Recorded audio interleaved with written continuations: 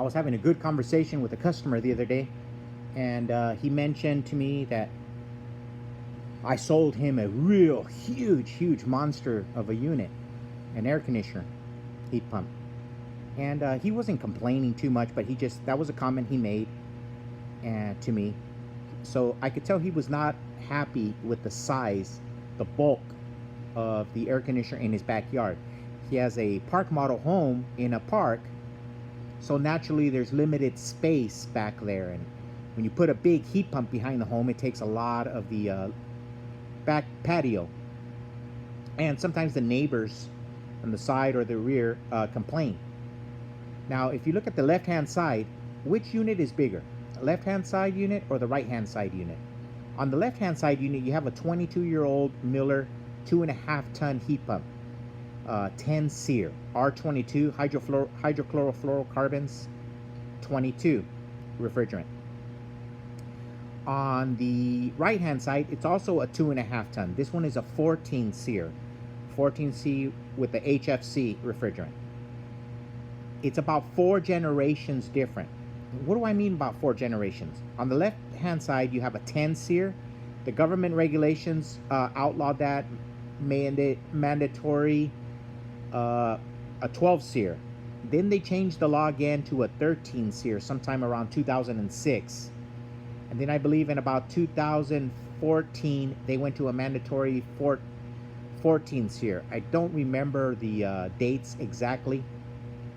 I'm getting kind of old, so it's hard for me to remember. But I do remember the refrigerant on the left-hand side is hydrochlorofluorocarbon, which the Montreal Protocol of 1986, Ronald Reagan signed it. And then finally, George H.W. Bush signed the 1991 Clean Air Act. Congress ratified it, passed it, outlawing hydrochlorofluorocarbons productions in the United States by the year 2020.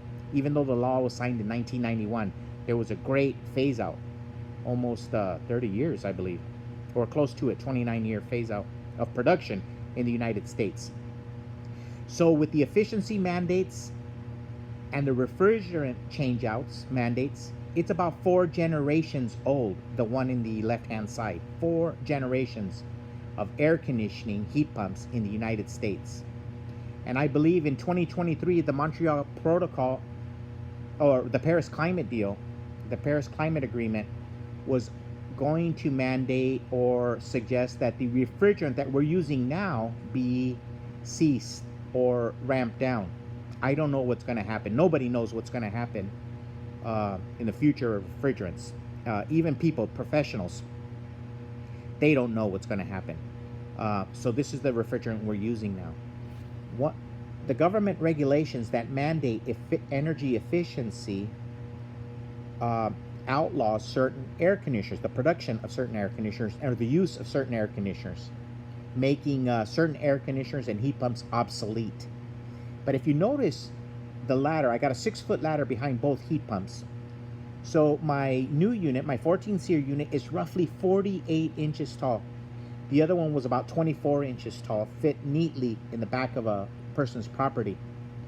And then I got a bucket right there so you could see more or less the size of the units. So the new units are considerably bigger. The refrigerants are higher pressure that we're using, and the efficiency is greater. But look at how big the box is sitting on your property. It scares people, and people complain to the air conditioning guys or the manufacturers, but they never complain to the government officials, the administrators, because Congress doesn't make these laws anymore.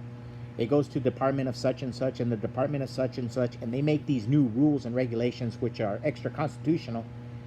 But we as Americans end up paying for it. And then we get mad at workers who are working, following the laws, but we tend to never complain to the government for putting such a burden on businesses, manufacturers, research and development, and then homeowners who ultimately pay out of their pocket for these new products.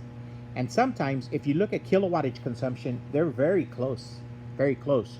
The unit on the right has constant torque blower, delivers better air, but wattage for wattage, it's almost identical on the cooling side. The pressure of the refrigerant is way lower on the left-hand side. But that one, if I remember correctly, caused a hole in the ozone layer. The new refrigerant, hydrofluorocarbon, has a greater global warming potential. That's why the environmentalists want to get rid of it. Basically, in a nutshell, the regulations make new generations of air conditioners come out. Manufacturers have to comply with the government changes, causing millions and millions and millions of dollars in research and development, which is passed on to you, the homeowner. We pay for it out of our pocket. And so this is something we should all talk to each other. Every time we want to save the planet, it's going to cost us. It's going to cost us. And a lot of times the argument changes. For example, in the 80s and 90s, when Reagan was president, it was the hole in the ozone. Now that we have Trump, it's called global warming potential. But it's always something new.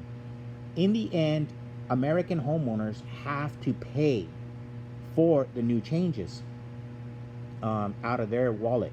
Manufacturers have to do research and development, and it gets priced down to the consumer. A little price to pay for saving the environment. But I just wanted to do a side-by-side visual of the same capacity air conditioner 4 or 5 generations later with the refrigerant and the efficiency changes. Just the side-by-side comparison of a 2.5 ton 10 SEER, 20 years old, and a brand new unit that's going out tomorrow, 2.5 ton 14 SEER.